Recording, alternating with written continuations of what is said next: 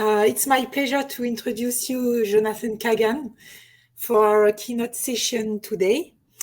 John is the interim department head and George Tallman and Florence Barrett Lab professor in mechanical engineering at Carnegie Mellon University.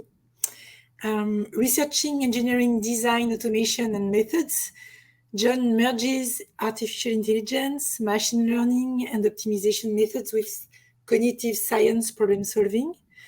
An additional focus is in user-centered design and integrated product development practice. He works with engineers, psychologists, neuroscientists, marketers, designers, computer scientists, architects, and so forth. So in his talk today, John will illustrate very nicely, I'm sure, some of these collaborations. So I leave you the stage to you, John, and I will be happy to pick up for you the question from the audience in the chat. Thank you very much. Thank you, Julie. Hopefully, okay, great. So hi, everybody. Thank you so much for attending this talk and the conference. And I'm sure for some of you, it's early morning and some of you, it's late at night, but I appreciate your time. And I'm really excited to share with you some of the ideas that my colleagues and I have been looking at and thinking about in terms of human AI teaming and looking at hybrid teams and different perspectives of it. And I'll say this again later, but we're interested not only in how does performance change, but also how does behavior and perception change when you start integrating AI in different modes into a team. So let's start with thinking a future where you have a design studio, and this is the best illustration I could give you for a design studio here. But your team comes in and they flip on the lights and they set the temperature to make it comfortable, and they go and get their cup of coffee and they're ready to work, and then they flip on their AI agents. And those AI agents could take different modes. One of them is they're a really smart tool. And just like they call Excel, they're going to call this AI agent when they need something that it can do well. But there's also the opportunity to think about an AI agent that's proactive. It's sitting at that table, helping these designers design. And there's also the possibility of this AI agent not contributing to the design, but watching the process of the team, how people are interacting and intervening to help them become more efficient and effective. And we're going to look at all of those modes today. AI is making a huge impact already. Some different surveys that I found 24% of companies have enhanced features and products from the design point of view, and 21% optimized features with AI, and it's extremely impactful in the semiconductor industry already. AI in manufacturing, I found one study that showed that it's already its market size has exceeded $1 billion US, the projection of 16 billion soon. And then Mike Haley, who's the Senior Director of Machine Intelligence at Autodesk, describes a future with co-designing with AI, which is intuitive and natural, generative, but it's also subjective. AI and ML is also penetrating education and research, and it's even looking at the number of sessions here and talks that are focused on AI and ML. It's clear. Just an example of Carnegie Mellon in mechanical engineering alone, more than half of the faculty are very active in AI ML research in areas like health, autonomous vehicles, materials discovery for energy, design and manufacturing, smart cities and society. And many of these researchers aren't just applying techniques, but they're actually advancing the state of the art of AI ML from an engineering perspective. And we introduced the first master's degree on AI engineering in mechanical engineering, which is part of a whole sequence at the university in the College of Engineering with multiple departments introducing these types of programs this year. So this is just one example, but it's clear that it's part of our engineering future. We're at a design conference, and design is done as teams. So I want to look at AI and design teams. And in particular, engineering design, or really all design, is a human activity. It's typically done in teams, but we find that humans often can get caught up in the complexity of the problem and the level of depth they need to be considering, whereas computers have more of a prescriptive approach to problem solving. So the question is, how do we understand how to design AI human teams and create AIs for that role? Now, as I mentioned earlier, there are 3 modes of human teaming that we can consider. One of them is the human AI teaming with the AI as a tool. It's a tool which is a type of CAD software that's just, or program that's just there, and it's really smart and really able to advance what we can do. That's the typical view of AI today. Another is, again, the AI is more proactive. It's part of the team. It watches what's happening and it intervenes at the right times to actually contribute to the solution of the design. And then the last one that we'll talk about as well today is the human as the AI as a manager, where it's coaching or managing the problem-solving process. And again, I'm not interested just in how performance changes with these AIs, but how does the AI integration change the behavior of the people, how they interact, and their perception of what's going on. So to start with, we're going to look at several different studies briefly that use a very sophisticated platform that it's called Hiveform that we developed, and it allows you to design drones. You can design the configurations of these drones, and you can evaluate the quality of these drones and how they perform. At the same time, you can have a map where there's different places where you want to deliver packages with these drones. And you can look at how you look at ways to lay out these different paths, and you're trying to generally maximize the profit of your drone fleet that you're designing. What's nice about this platform, and I will add that we've made it available to anyone to use for their experiments, it's in GitHub, so please feel free, but every single thing that the human does is captured by this platform. So everything is done through a computer. People can talk to each other, but it's done in chat. They can have different ways of building and configuring drones or operations plans. Every time they make a change, every time they chat, it's all captured.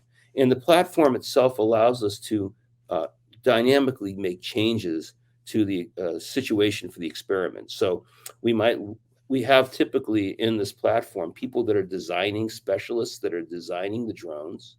We also have specialists that can lay out the operations plan of what's the sequence, and then managers that are trying to put these things together. What's the best fleet of drones for the delivery that's going to maximize profit? But we can do things like swap out humans with AI agents. We can add AI agents that are accessible, and we can also reconfigure the communication between the individuals. So you'll see that later, but right now, the design specialists can talk to each other and the operations specialists can talk to each other, but they have to work through the problem manager to talk across the disciplines the way this particular example is shown. So what we're going to do is look at results of these different modalities and see the impact of AI and how it changes behavior and perception. So first, AI as tool, which again tends to be the typical way we're looking at AI today. And it's really CAD on steroids. It's able to mine vast data and search broadly and provide new capabilities beyond just typical computation. So within Hiveform, in order to run this first study, we created 2 AI agents, one being a drone configuration agent that's based on a deep neural network or recurrent neural network that is able to select and deliver a complete drone for a given situation. The other one is using OR methods and leveraging those to create an operations planning-based AI agent. So those 2 are going to be used in this first study. And the way this is set up is that the teams are put together and they're trying to maximize profit, as I mentioned, within a budget. And what we wanted to look at is how do we configure these teams, and does that change how they solve problems and how the AI might help them? And so we have both this very open structure where these boxes show how these different members can communicate with each other. So all the operations people can communicate and all the designers can communicate. We have someone who's sort of a design and operations manager who's making sure that work's being done, and then the business manager, whereas the other one is more restrictive and hierarchical. And one of the things we'll do in all of the studies I'm going to show you and all of the work is we have a shock or a change to the problem in the middle that the team doesn't expect. In this case, we actually switch the configuration of the team structure. So you're used to working a certain way, and all of a sudden you have to work a different way. And our interest in this is what happens if we give these teams access to AI? How does that change their performance and their behavior? And of course, with these AIs, because they're good, we'd expect that the performance is good. But let's take a look at what happens to the teams. We had quite a few participants. We had almost 400 participants in this first study in these different teams. And sure enough, what we'd expect to be the case is the case. The AI-assisted teams on the right here are far superior than the human-only teams. They have access to that AI and they use it wisely, and this is a very strong, significant result. The teams are also more agile. They're able to adapt more in that change. And we can see that happens is that the communication between these team members, again, this is across the whole study, isn't really that much different in terms of the count. There's no significant difference between the human only and the AI-assisted teams in terms of how much they're talking with each other. But they're much more thoughtful in the AI-assisted teams. They make better decisions, and then they make fewer changes. They make fewer design actions, and that's a significant result. So they're making fewer actions that are more thoughtful and leading to far better results. And we see that even further when we dig into the different patterns of activity. And we can see that in information handling, in particular, where the AI-assisted teams are just dealing with much more information, able to accommodate that and think at a higher level with that and make fewer drone changes, as you'll see on that next chart under the drone parameter designs. So having a strong AI tool, no surprise, it leads to better performance, but it does change how people communicate, how they're able to act and think, how they're able to think, how they're able to act more strategically. So now let's look at some of these other modes, which are a little less common, and think about the AI as a partner.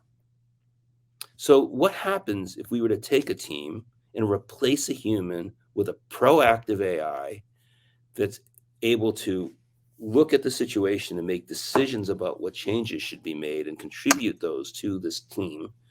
And then also, once again, what happens when the problem changes? And what's interesting here is that you train AIs typically on data.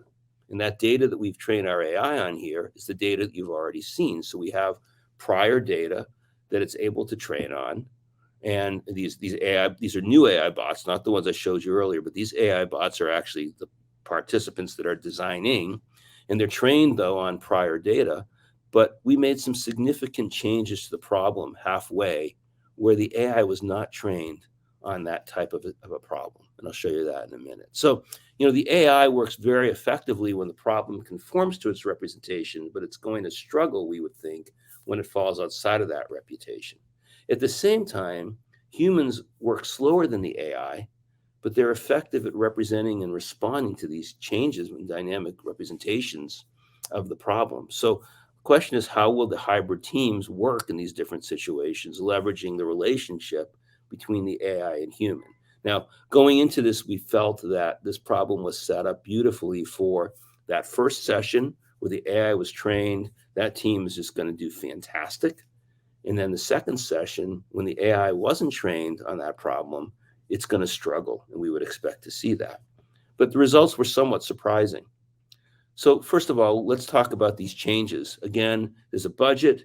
You want to design a drone fleet and select your delivery locations, but halfway through, we put a couple of constraints in.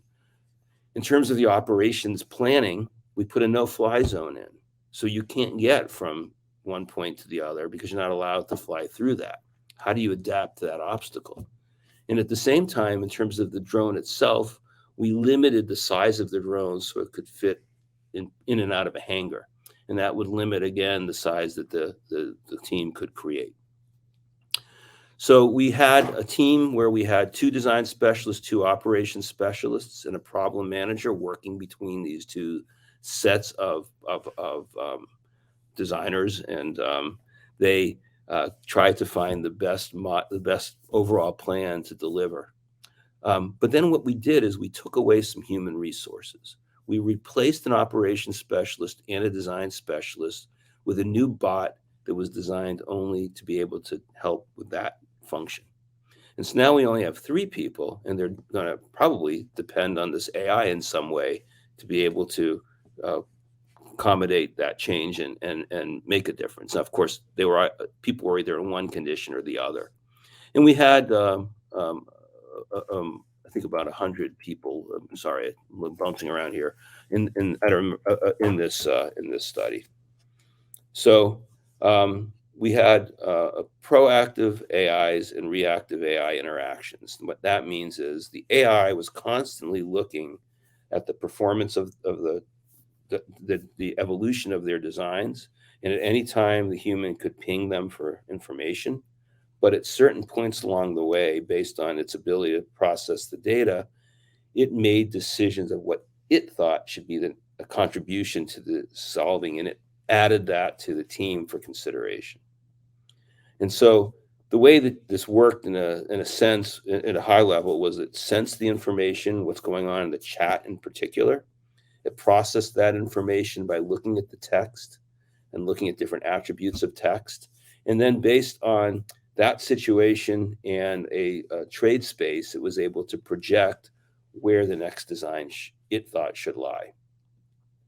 And here we go. We had participants, about 100 participants from 2 different universities, randomly distributed across these conditions.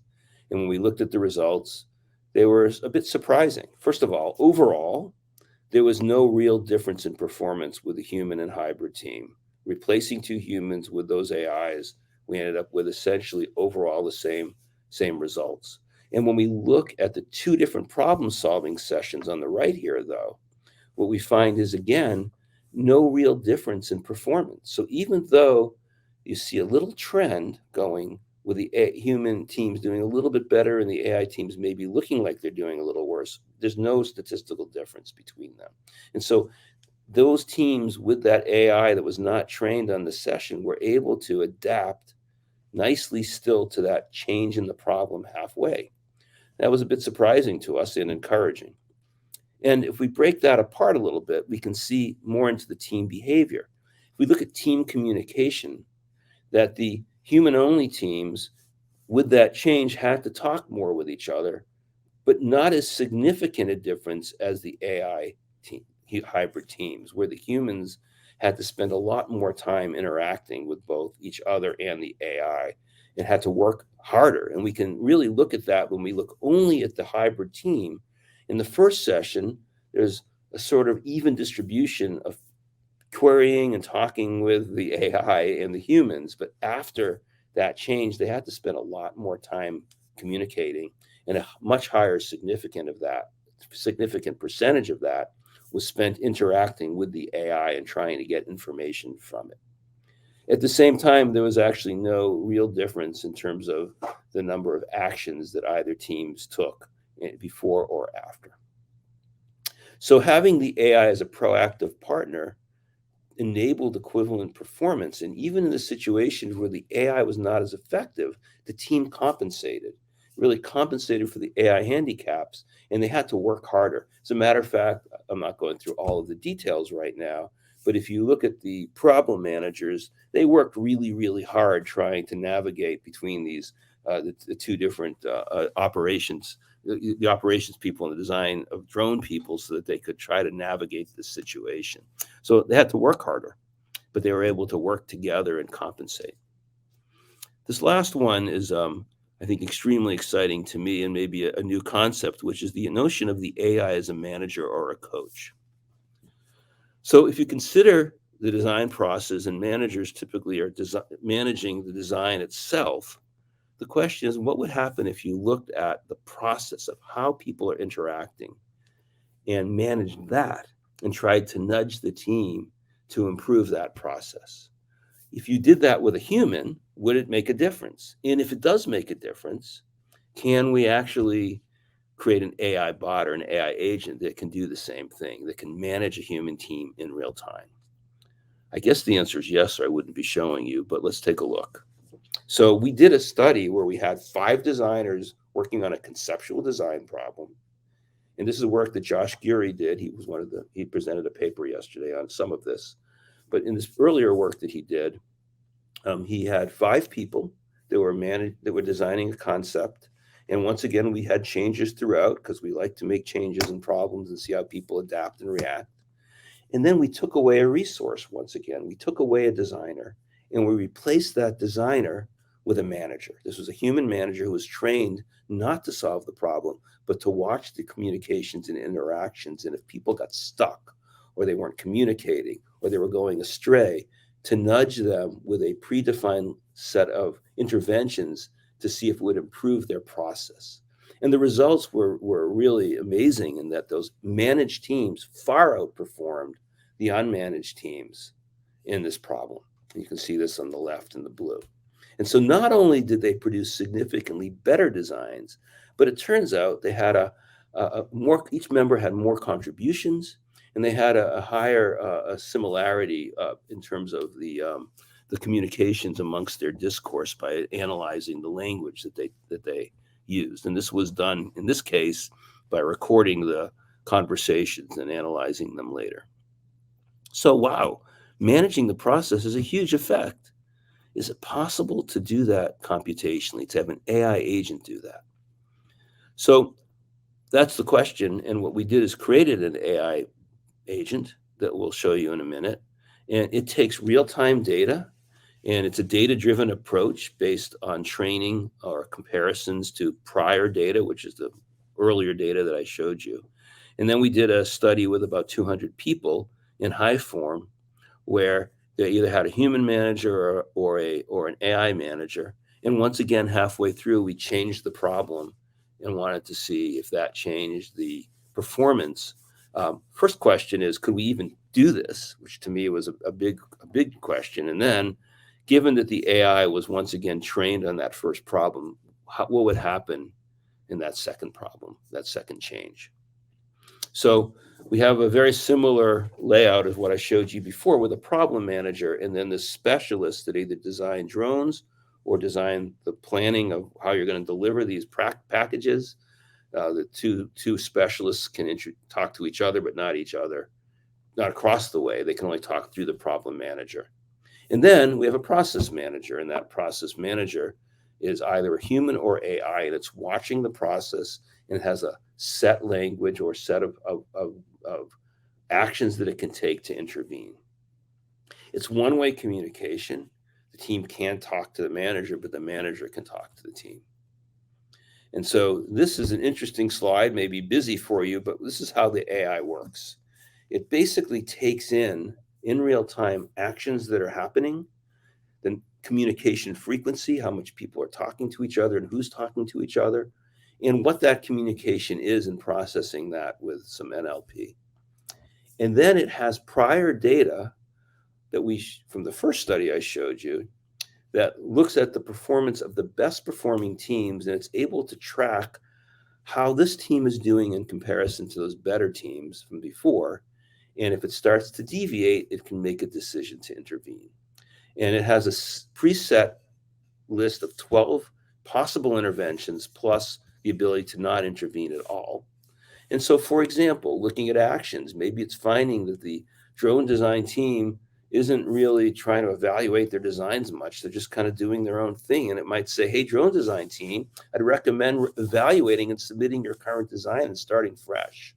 Or maybe there's some issues with communication semantics and they're just not aligned. And it might say, hey, team, try sharing your goals with each other a bit more and make sure they're aligned. As well, of course, there can be no intervention at all. And the result, and so the human managers have the exact same information available. This is an interface we created where they're getting real time, what are the actions taking place by whom, how often are they talking to each other, and what are they saying? And they have the exact same set of interventions that they can choose when they're allowed to do so, to intervene if they want to. Again, they don't have to. And this was done basically, except for the early startup, about every 2.5 minutes they could intervene. And the results were really, I thought, they kind of blew me away. First of all, if you look at the first session, which is the data that the AI is trained on the left here, the AI managed teams and the human managed teams performed equivalently. So we know that management of the process helps, but we were able to see that this AI agent was able to actually manage the teams as effectively as the humans.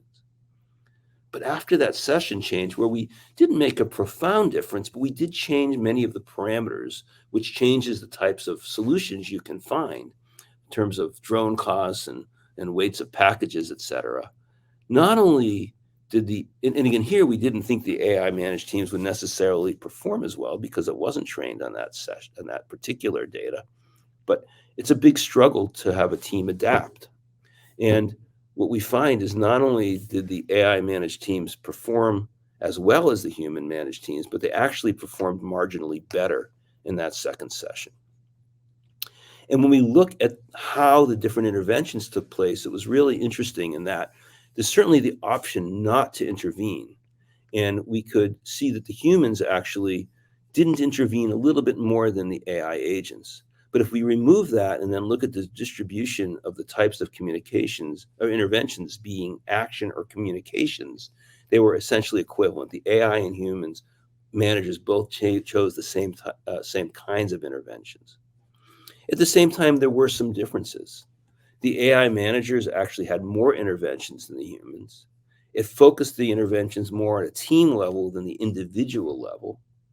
And there were 12 different possible interventions, and the humans used them all, but the AI agents across the entire study only chose 8 of them.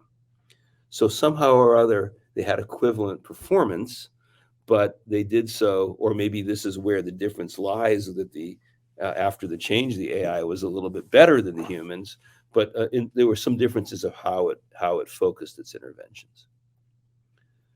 The interesting thing also was, remember, this was one-way communication. So I can get these sort of canned responses from this manager, but I can't ask the manager for anything, any information, and I can't get them to vary how they're talking to me. And so we asked the people afterwards, was that an AI agent or a human agent? In both cases, whether AI or human, 75% of the time, the respondents said it was an AI agent.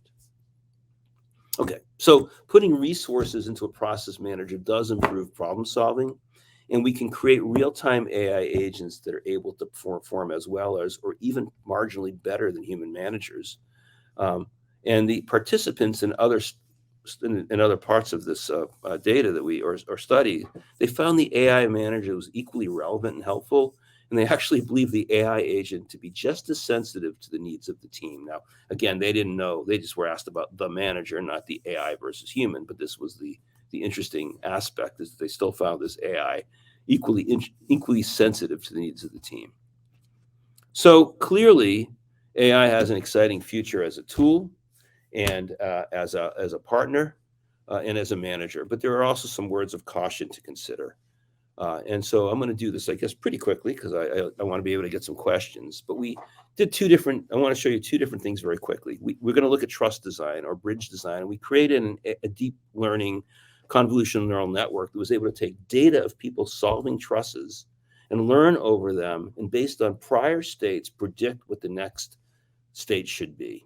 And it does this through a pixelated basis, and it actually was able to mimic the human incredibly well and perform it equally well without getting any feedback. And if we actually told it how well it was doing, just like the humans got, it actually outperformed the humans. And what you see, though, is this color map with green and pink. And what that means is, if it's green, it's telling you to remove something. And if it's pink, it's telling you to add it. And based on the intensity, it's telling you what it thinks is the best move to make. So we figured if a human had this kind of really great AI tool, then they would perform better. And so we created a study where we had teams of 3 designing a bridge, and some of them had access to that AI agent, and they were trained for a few minutes on how to read that heat map. And once again, halfway through, we threw a little loop into this and put an obstacle in they had to design around, and the AI wasn't trained on that. And we figured that, at least at the beginning, when the AI was really able to perform beautifully, that the teams would benefit. But the results were really interesting. If we looked at just the low-performing teams, the worst performers, at the beginning, the AI did help, and then very quickly sort of dissipated, and they sort of came together. And then after that change, they performed equally well whether they had access to the AI or not. But the best performers, the AI hurt their performance from the start, and they never recovered. And after the change, everything became worse. And as a matter of fact, the AI teams performed worse than the lower performing teams, even though they were the best performers in the first session. So we started looking at what happened. We did a NASA TLX survey at the end with looking at sort of mental demand and performance. We found that Those with the AI, even though they were the top performers, these are only the top performers, they spent less time thinking. That mental demand went way lower. At the same time, they actually thought they did better in comparison to the people without the AI. So these people became lazy when they had that AI, and it hurt their performance. And another one to look at, and Leah Chong also gave a talk yesterday, and this is her work, we looked at confidence in and from AI. And the question is, how does AI change your confidence? And so, very quickly, we have a situation where you have a trust, the same trusses, and we give people different trusses, and we tell them, figure out what the next move should be. What should you change in that trust? Once people figure out what they would like to do, we have an AI. We took that AI agent and we put a meta AI agent together, which was able to look down the stream to really understand the impact of a change. And the AI made a recommendation. And then the person could either accept the AI suggestion, their own, or something else. And then we gave them feedback on how well they did and asked them how good they were at designing trusses and how good the AI was at designing trusses. Now, if the AI was perfect, then we would always have pretty straightforward answers. But we made it so that it was only perfect, only right 80% of the time, or sometimes wrong 80% of the time. We also did a little switching halfway through, which a little 2/3 through, which isn't really relevant to what I want to point out to you, which is to see the results that in here, 0.5 is the midway point. So if you're above, you're positive. If you're below 0.5, you're negative. And it's interesting that when the designers did not choose the AI and they made a move that was positive, they got positive feedback, even though they didn't pick the AI, their confidence in the AI went way down. And when the designers made a move without picking the AIs that was negative, they picked a bad move. I'm a bad designer. My confidence in the AI still went down. Now, what about their own self-confidence? Well, if they picked the AI suggestion, it was a good suggestion, then their confidence in themselves goes way up. They feel pretty good about themselves. Their confidence in the AI goes up as well. But if they picked the AI's suggestion and it was a bad suggestion, their self-confidence plummets. They feel terrible about themselves as well as about the AI. They feel like I was dumb for picking that AI's suggestion. So moving forward, there's no doubt that AI will be an integral part of the engineering design process, being that as a tool or as a partner or as a manager or a guide. But AI alone is not the panacea for design problem solving. We need to train AIs to work with humans. We also need to train humans to work with AIs and to manage that interaction. And let me end by first thanking a few people, in particular, Chris McComb, who I've been working with for over a decade, and Ken Katofsky, who's a cognitive psychologist I've been working with for 3 decades, who were very prominent in the work that I showed you, along with our former collaborators and students. And with that, I think we have time for a few questions.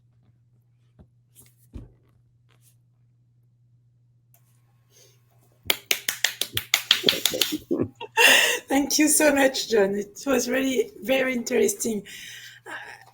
I have a first question concerning the last one, AI as a manager.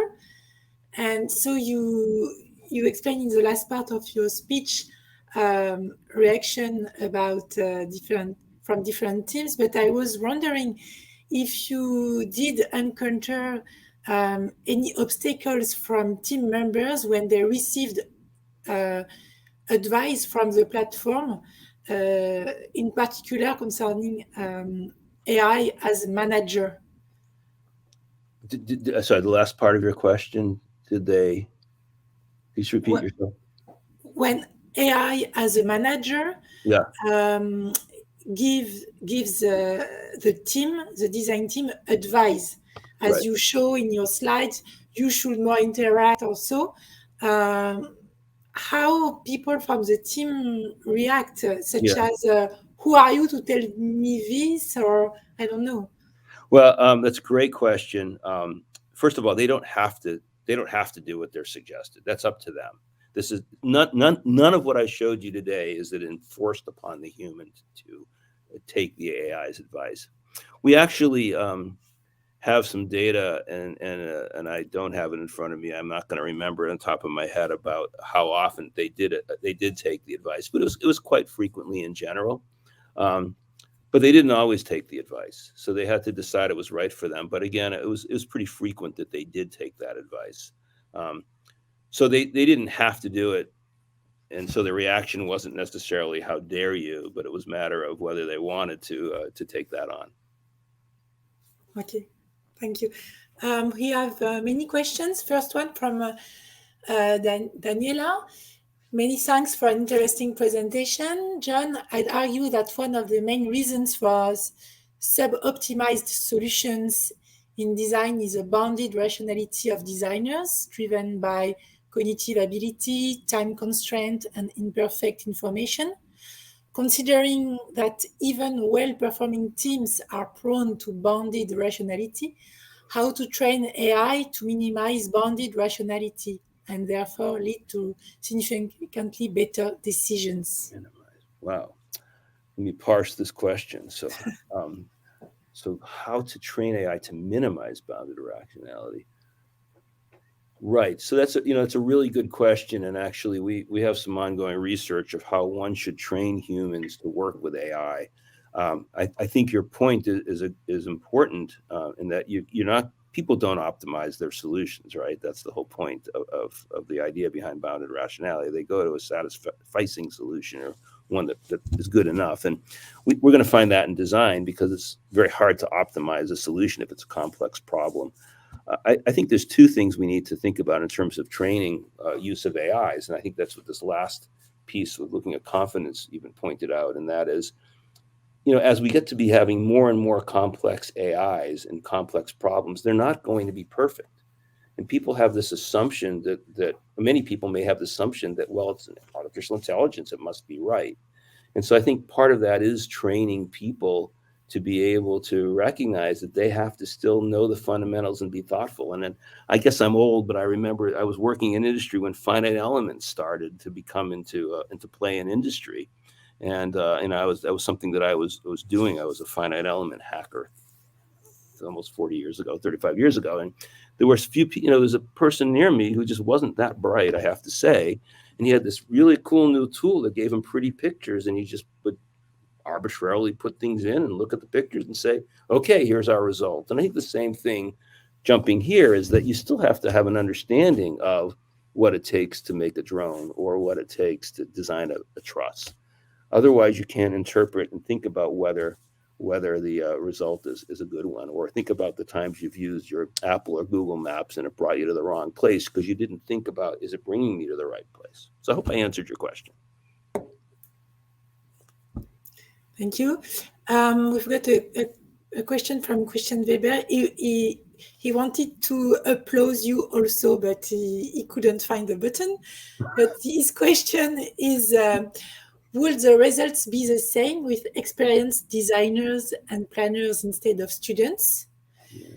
And even more general question, isn't it artificial intelligence and machine learning just mimicking human experience? Yeah, that's a fantastic question, Christian. And clearly we would need to look at these same studies with people who've maybe designed drones for 20 years, although I don't know how long drones have been around, or designed bridges for 20 years. At the same time, we are looking at levels of experience, and not experience, but of expertise and better designers. And we have some other work looking at proficiency of designers and looking at how the more proficient designers impact the problem-solving team.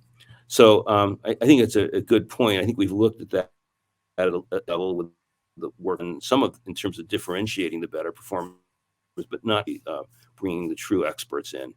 The AI ML in some ways is mimicking, but I think we've gone to the point where we have adaptable AIs that can mimic and project a little bit. And I think that's part of what we're also seeing is that if you're thinking about AIs as only imitating what you've given them, that's one thing, but can you design them in a way that is more looking at a level that's extrapolatable?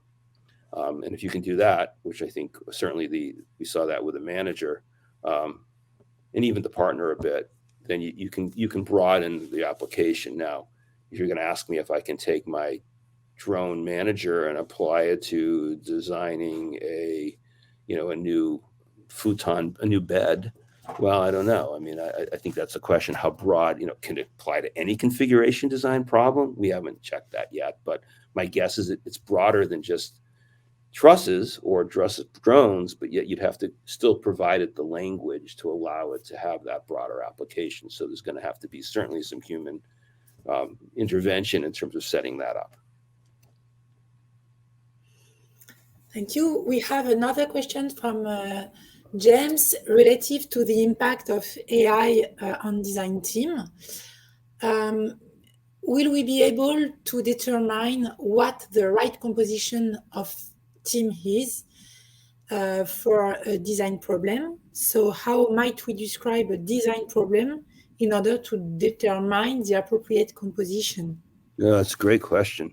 Actually, some very early work that I did with Chris McComb looked at creating essentially really a digital twin, the ability to actually analyze a team's performance in a problem based on certain parameters that we were able to give it. And then once we had that, we could then optimize the performance of the structure of the team, to how many people should be part of that team. And so, you could project that type of work to something like this. And it's really interesting. I didn't talk about this at all. It turns out teams actually are pretty terrible. There's something called a nominal team, which are individuals that work on their problem alone, and then the best result of those individuals are put forth. And we found time and time and time again that actually a nominal team performs very, very well, better than a collaborative team within its context. But yet teams are everywhere, and they are the large problems that have to be decomposed, and they're interdisciplinary, and we need different disciplines. So you have to work in teams. And I guess the question then becomes, how do you allocate AIs versus humans to be able to sort of overcome the hurdles of that communication? I think that's a big issue, because in project management, that's what we do. We take a complex project and we build the team depending on the subject. So maybe your platform should maybe be used for big projects, and maybe some work package could be managed by AI directly. That's great. Yeah.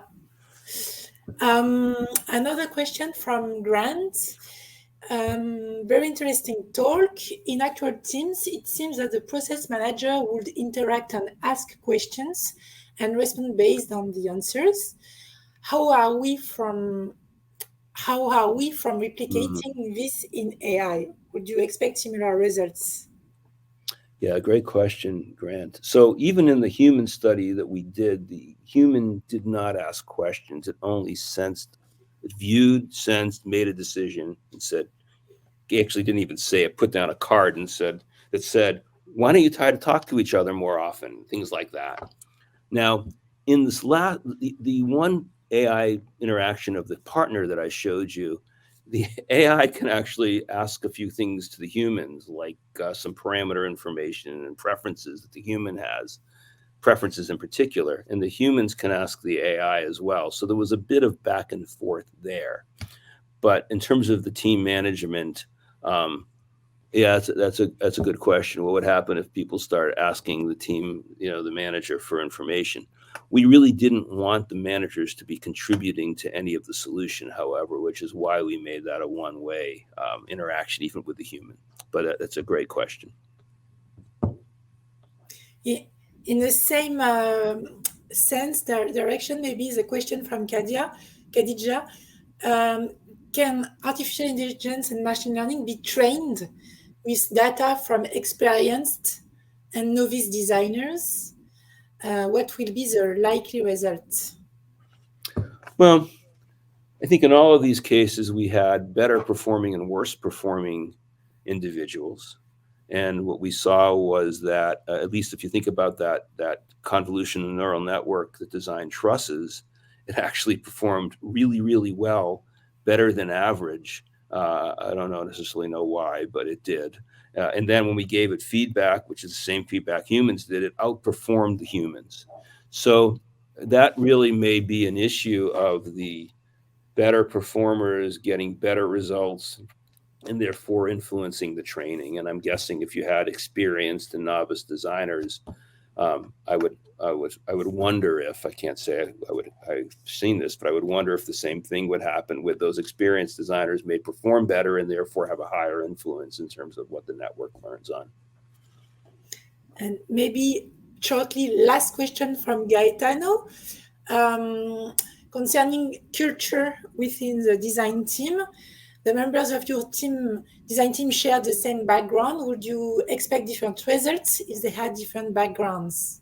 Yeah, that's a great question. And again, when you think about what I was telling you about the nominal teams, those are people that all within that team have the same background, and you're better off having them work alone. So here, though, they all have the same background, but they had different tasks, even thinking about the drone. Some weren't worrying about configuration of the drone, and some weren't worrying about how they were going to use these drones. And so even within the teams, although they had the same background, they were solving the problems with a different frame of mind.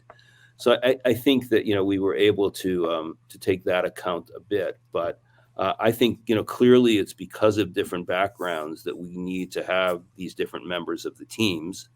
How they interact is going to be important in terms of what they bring to bear.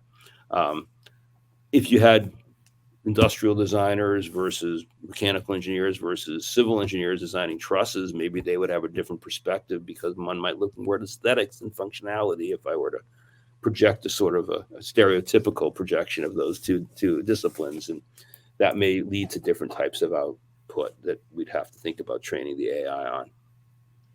And the very last question, but I'm not able to ignore the question of my dear Dorian.